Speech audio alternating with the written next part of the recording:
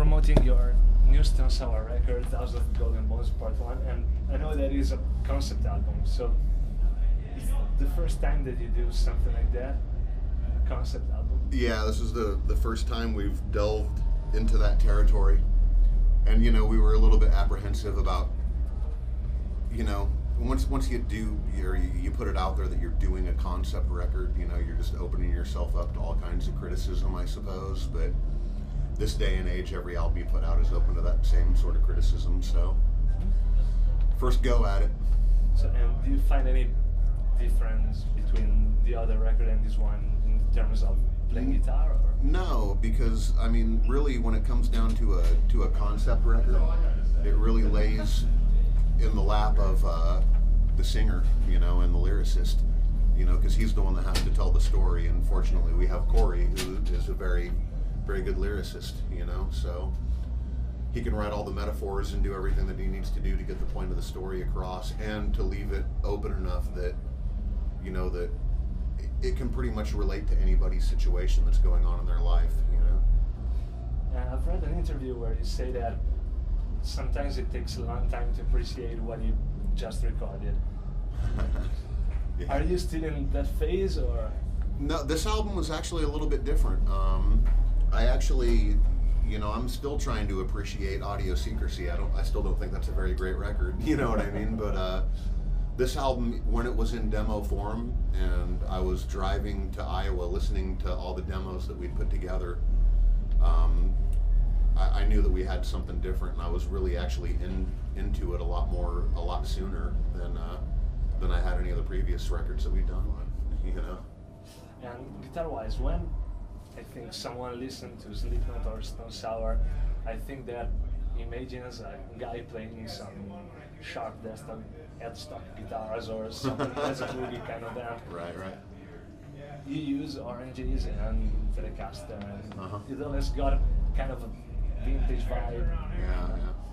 It's kind of a tip of the hat to my influences, you know. I mean, I came up listening to music at a very young age from my parents, and you know, my parents listened to Led Zeppelin and The Who and the Beatles and Pink Floyd, and you know, that they had such a classic rock. I mean, Bob Seger and all these, you know, Tom Petty, and you know, even back to like the Yardbirds and bands like that. So I've always had a soft spot in my heart for Fender guitars, and once I got out of my like kind of mid-teen years and I got through the like Charvel Jackson kind of phase of my life, I was like, to me it seems like so many guitar companies are just trying to reinvent the wheel, you know, and there's already been two guitar companies, you know, Fender and Gibson, who've done it, and they've done it right, you know, so why look any farther, you know?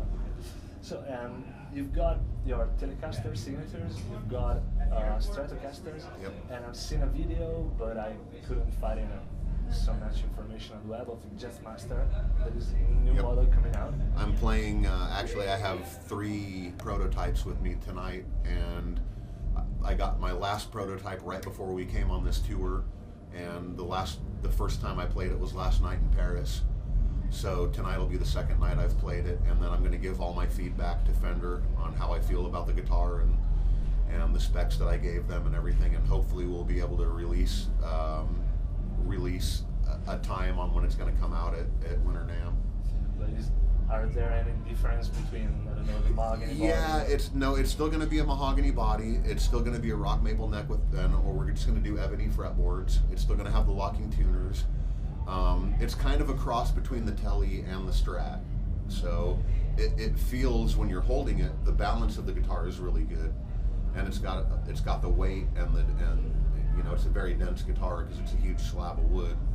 So in that way, it feels like the Tele, but it's going to play a lot more like the Strat because it's going to have a compound radius fretboard.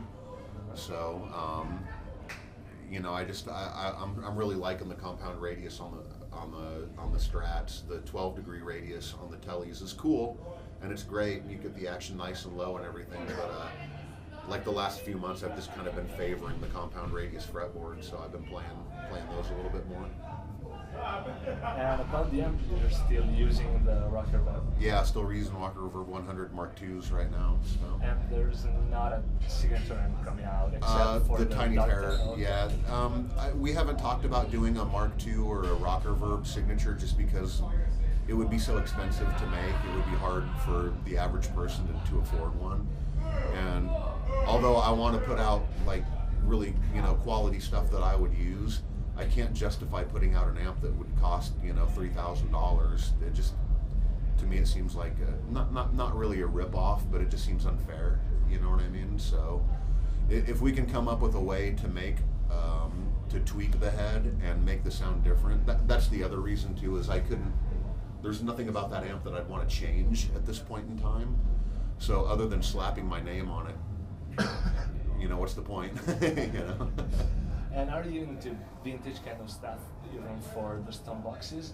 Oh yeah, absolutely. Yeah, I've been looking for a super fuzz too, but I haven't found one that I want to buy yet. The red and blue ones, the old ones. Yeah. That and a Mutron. I really want to get a Mutron pedal. And no mounted effects?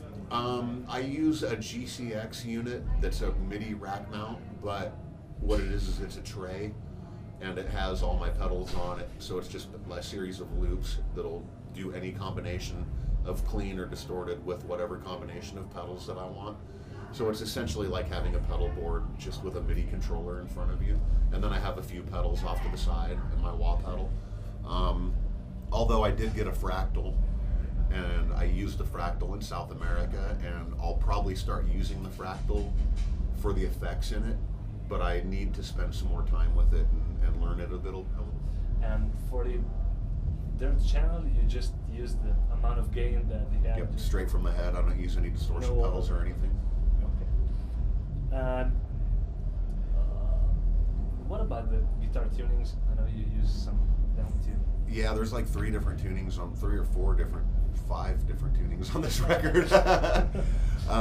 We do like C sharp standard is the main tuning, and then C sharp with the low string drop to B, so like the Slipknot tuning. And then we also did a straight F tuning that for some of the songs that Roy has written, and then a standard E flat tuning. And you don't ever consider the idea of getting a 7-string guitar? No. I wouldn't know what to do with that extra string. I did a song with Jonathan Davis a couple of years back, and I played one of his Ibanez 7-string guitars, and it felt so bizarre to me, and when I got done playing the song, because I played it for 4 or 5 hours straight, and then I grabbed a Stratocaster to play after that, and the Stratocaster, it just felt like a little toothpick neck, it felt so bizarre, but and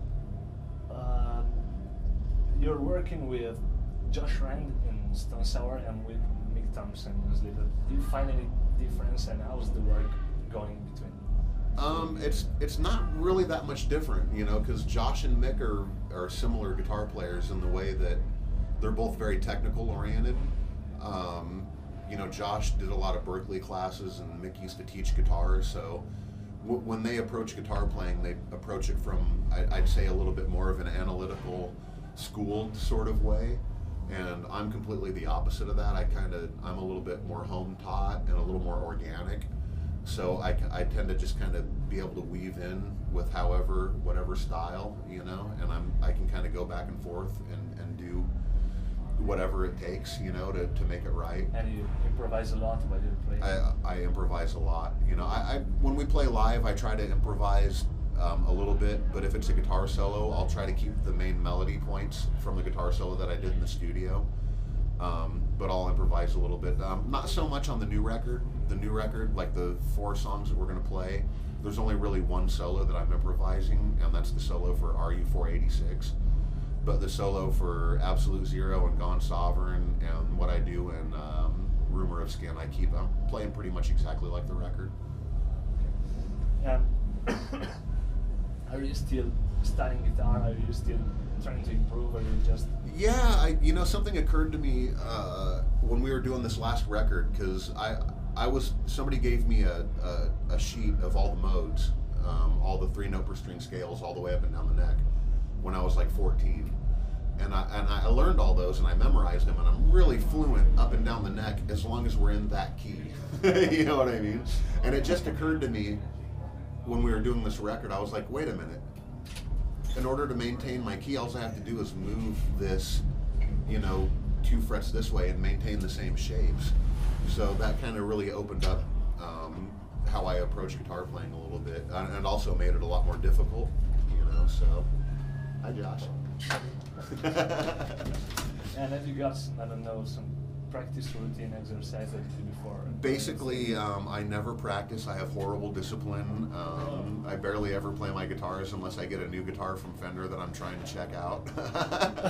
But I go through phases with it, I'll go through phases where you won't see me without a guitar for weeks on end, and then I go through phases where I just won't touch it for weeks on end. So it depends on my mindset and where we're at and what we're doing. But as far as like being a disciplined guitar player, I'm very much not that guy. So you just play what you feel? I play what I feel, and I noodle around a lot, and if it sounds good to my ear, then I do it. And most of the time when I'm playing guitar, I'm putting like old Pink Floyd records on and trying to work out David Gilmour solos, and playing along to songs that I want to learn this Mastodon song, so I'll put it on and try to learn it, and that's the extent of my like practicing.